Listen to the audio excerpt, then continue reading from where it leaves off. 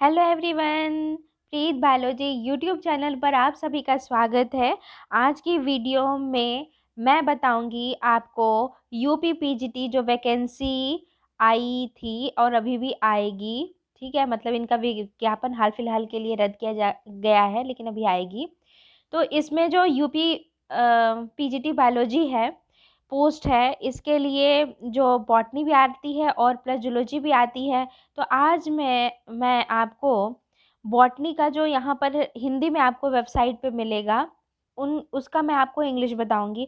हर एक वर्ड का मीनिंग मैं आपको इंग्लिश बताऊंगी कि क्या है, जिससे कि आपको पढ़ने में तैयारी करने में आसानी रहे। इस वीडियो में मैं आपको बॉटनी का बताऊंगी, जूलॉजी नेक्स्ट वीडियो में बताऊंगी। ठीक है, शुरू करते हैं।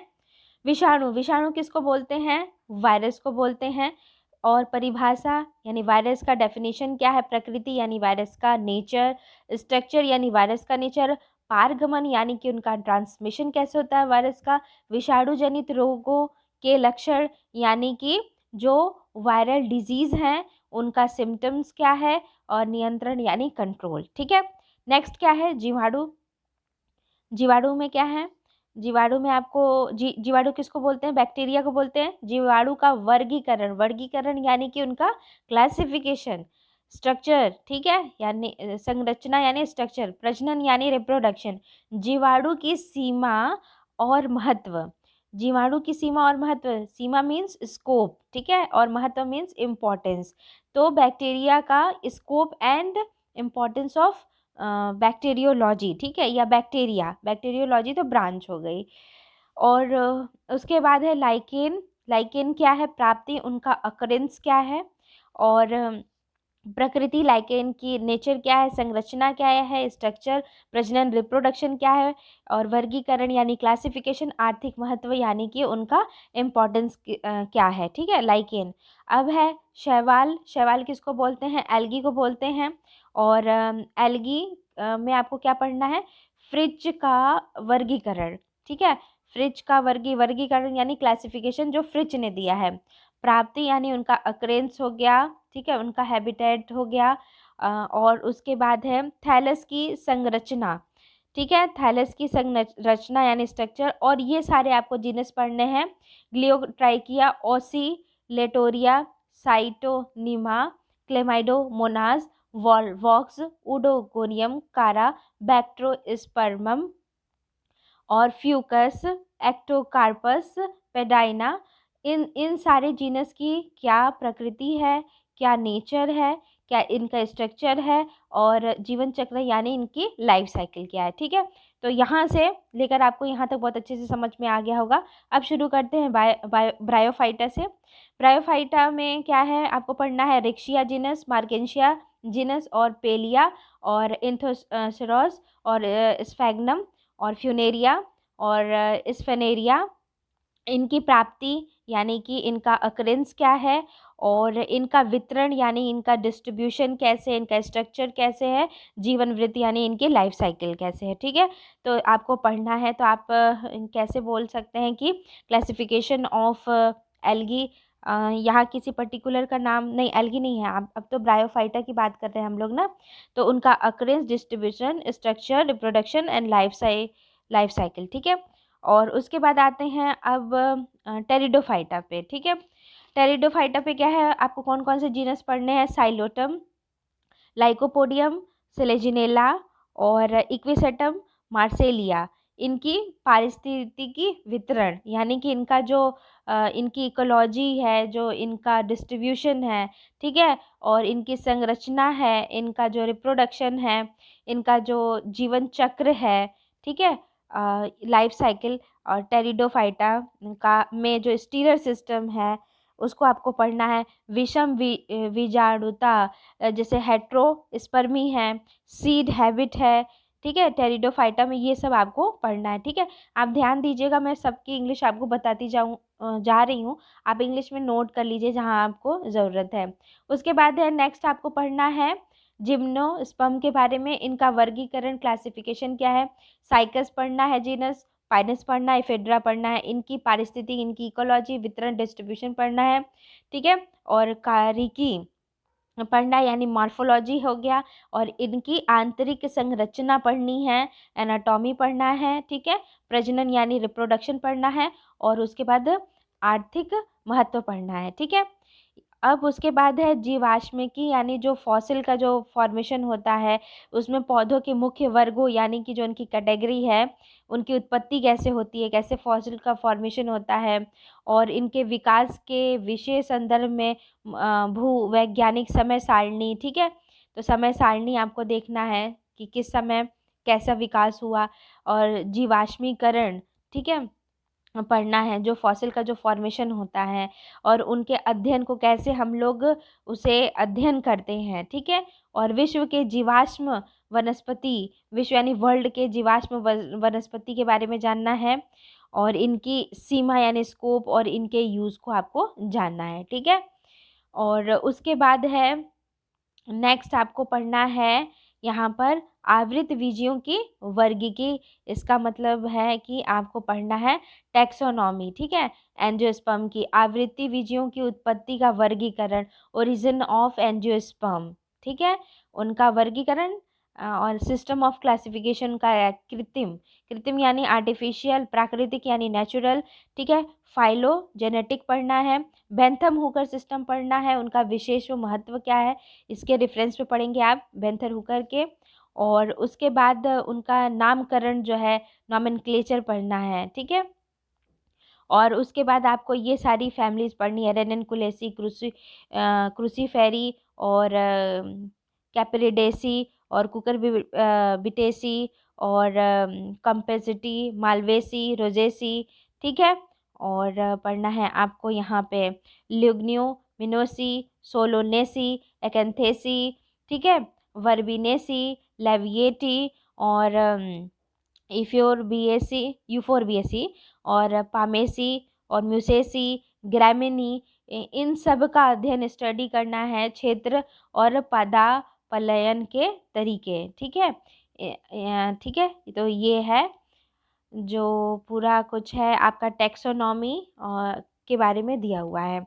उसके बाद है आर्थिक वनस्पति विज्ञान, जिसको कि बोलते हैं इकोनॉमिक बॉटनी, ठीक है। तो इनके बारे में आप क्या पढ़ेंगे, इनका अग्रलिखित पौधों का वितरण, गुण और उपयोगिता। अग्रलिखित यानी जो नीचे जो भी दिया हुआ है, पौधों का वितरण यानी डिस्ट्रीब्यूशन, उनका गुण यानी करेक्टर, और उपयोगिता यानी उनके यूज, ठीक है। Distribution, character and uses of following plants. लकड़ी यानी टिम्बर के बारे में पढ़ेंगे, सागौन, और शीशम, साखू, चीड़, ठीक है, टीक, शीशम, साल, पाइन।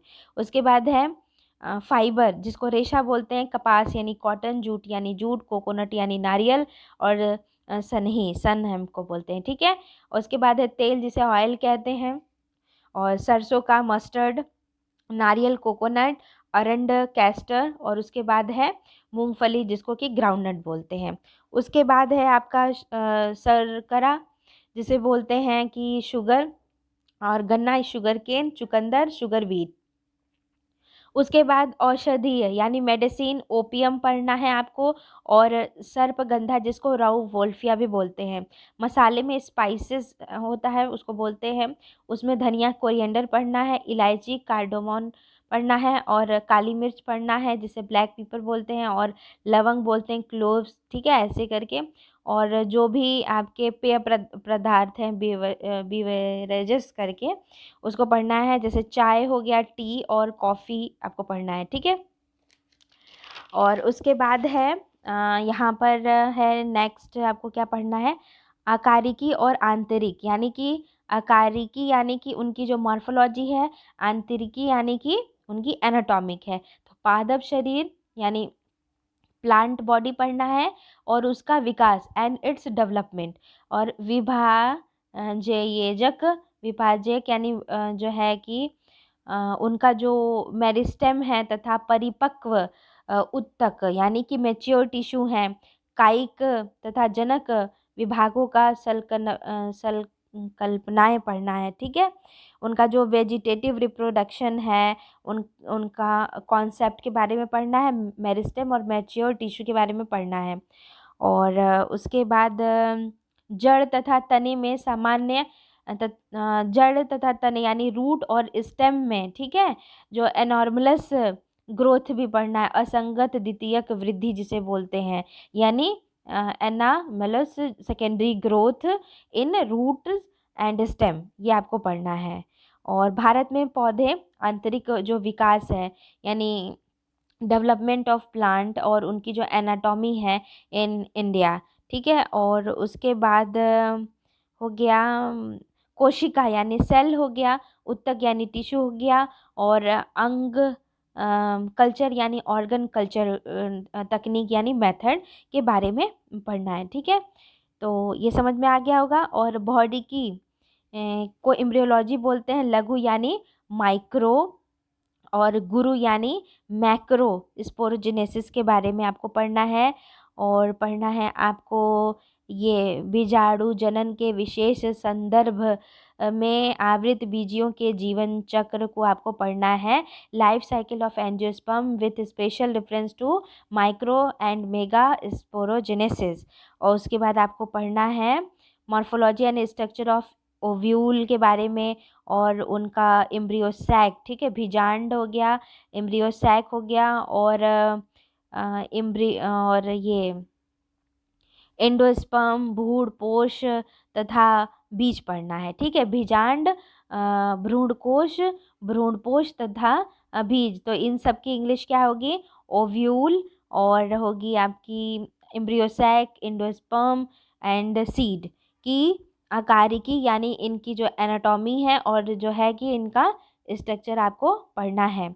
उसके बाद है आवृत बीजियों की यह आधुनिक प्रवृत्ति देखना है, यानी recent trends in embryology of angiosperm. और उसके बाद है पारिस्थितिकी तथा पर्यावरण यानी इकोलॉजी, पारिस्थितिकी और पर्यावरण यानी एनवायरनमेंट पढ़ना है। इसमें व्यष्टि और समष्टि अध्ययन पढ़ना है। व्यष्टि और समष्टि का मतलब होता है कि इंडिविजुअल और कम्युनिटी का जो स्टडी है वो पढ़ना है। समुदाय अध्ययन यानी कि इकोसिस्टम का जो आपको पढ़ना है, डायनेमिक इकोसिस्टम के बारे में पढ़ना है, ठीक है, जो उनकी कम्युनिटी का स्टडी करना है, कम्युनिटी का स्टडी करना है, समुदाय। और पारितंत्र गतिकी यानी इकोसिस्टम डायनेमिक पढ़ना है, ठीक है। पादप यानी कि पौधे का भूगोल, उनकी जियोग्राफी जिसको बोलते हैं फोटो जियोग्राफी। और उत्पादन पारिस्थितिकी यानी प्रोडक्शन इकोलॉजी, उत्पादन पारिस्थितिकी। प्रदूषण का मतलब हो गया है पॉल्यूशन, मैन का मानव का मतलब मैन, और इन्वायरमेंट। तो इन सब का पूरा का मतलब ऐसे बता दे रही हूँ कि इसको आपको क्या पढ़ना होगा कि पारितंत्र गतिकी है ना, इकोसिस्टम डायनेमिक, फोटो जियोग्राफी, और प्रोडक्शन इकोलॉजी, और पॉल्यूशन मैन एंड इन्वायरमेंट, ये हो गया। उसके बाद है कोशिका विज्ञान। कोशिका विज्ञान जिसको बोलते हैं साइटोलॉजी, और अनुवांशिकी बोलते हैं जेनेटिक्स को। कोशिका विज्ञान का इतिहास, history of cytology and genetics. और उसके बाद पढ़ना है आपको गुण सूत्र की संरचना, तो इनका जो स्ट्रक्चर है क्रोमोसोम का, और तथा कार्य एंड इट्स फंक्शन। और गुण और क्या लिखा है यहाँ पे, गुणसूत्री विभगन करके विभदन, ठीक है, विपधन। तो गुणसूत्री विपधन क्या होता है, क्रोमोसोमल में जो एबरेशन जो आते हैं, ठीक है, वो जो भी कुछ घटता है बढ़ता है उनके जो जीन होते हैं, ठीक है, उसमें कुछ कोई सेगमेंट आया गया तो वो हो गया। और उसके बाद क्या है, ये कोशिका विभाजन यानी सेल डिवीजन तथा इसका महत्व एंड इट्स सिग्निफिकेंस। सहलग्नता जिसको बोलते हैं लिंकेज, और बोलते हैं गुणसूत्र चित्रण यानी क्रोमोसोम का जो मैप है। उसके बाद है मेंडलवाद एंड डेंडलियन अनुपात से क्या है, एक मिनट, क्या लिखा है, विचनल। तो मेंडल और जो है डेंडलियन अनुपात यानी रेशियो और डेविएशन उनका पढ़ना है। पर्यावरणीय हार्मोनल नियंत्रण के विशेष संदर्भ में लिंग निर्धारण उत्परिवर्तन, उत्परिवर्तन म्यूटेशन को शायद बोलते हैं, ठीक है, तथा इसका आणविक आधार। तो पहले यहाँ से देखिए, तो यहाँ पे आपको क्या पढ़ना होगा कि जो पर्यावरण यानी जो इन्वायरमेंट का और हार्मोनल जो नियंत्रण होता है वो किस रेफरेंस में आप पढ़ेंगे, म्यूटेशन सेक्स डिटर्मिनेशन लिंग निर्धारण में, और उसके बाद उनके म्यूटेशन में पढ़ेंगे, ठीक है। और क्या था और इसका आणविक आधार, ठीक है, इनका आणविक आधार यानी मॉलिक्यूलर जो बेसिस है उसको पढ़ेंगे, ठीक है। बहु गुणिता यानी पॉली प्लॉइडी तथा विकास में इसका महत्व, ठीक है। और विकास में यानी रोल इन एवोल्यूशन, किसकी बात कर रहा है, polyploidy and its role in evolution. और इसका जीन के आधुनिक में इसका जो भी है मॉडर्न कॉन्सेप्ट ऑफ जीन। और उसके बाद पढ़ना है आपका मॉडर्न कॉन्सेप्ट ऑफ जीन, कहाँ पे था, कहाँ तक आपने पढ़ा, मॉडर्न कॉन्सेप्ट जीन का आधुनिक संकल्प। उसके बाद है आणविक अनुवांशिकी के सिद्धांत पर बल देते हुए कौशिकी तथा अनुवांशिकी शोधों में आधुनिक प्रवृत्ति। तो आणविक यानी कि जो इनका मॉलिक्यूलर जेनेटिक्स की बात कर रहा है, अनुवांशिकी इसका मतलब हो गया कि सिद्धांत यानी जो इनका प्रिंसिपल है उस पे बल देते हुए कौशिक यानी सेल साइटोलॉजिकल और जेनेटिकल रिसर्च।